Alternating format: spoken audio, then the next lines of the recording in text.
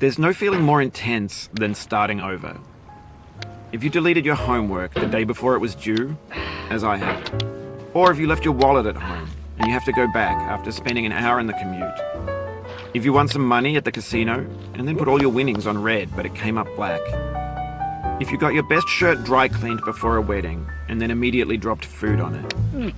If you won an argument with a friend and then later discovered that they just returned to their original view. Starting over is harder than starting up. If you're not ready for that, like if you've already had a bad day, then what you're about to go through might be too much. Feel free to go away and come back. I'll be here. Alright, thanks for coming with me on this trip. I'll understand if you have to take a break at any point. Just find a safe place to stop and quit the game.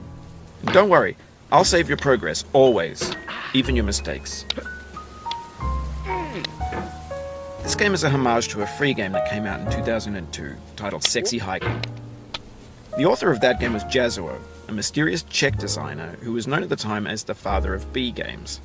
And B games are rough assemblages of found objects. Designers slap them together very quickly and freely, and they're often too rough and unfriendly to gain much of a following. They're built more for the joy of building them than as polished products. In a certain way, Sexy Hiking is the perfect embodiment of a B game. It's built almost entirely out of found and recycled parts, and it's one of the most unusual and unfriendly games of its time. In it, your task is simply to drag yourself up a mountain with a hammer. And that act of climbing, in the digital world or in real life, has certain essential properties that give the game its flavor. No amount of forward progress is guaranteed. Some cliffs are too sheer or too slippery.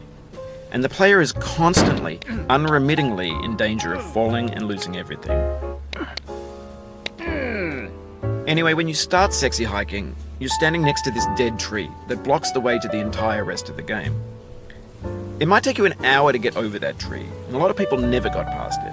You prod and you poke at it, exploring the limits of your reach and your strength, trying to find a way up and over. And there's a sense of truth in that lack of compromise. Most obstacles in video game worlds are fake. You can be completely confident in your ability to get through them once you have the correct method or the correct equipment.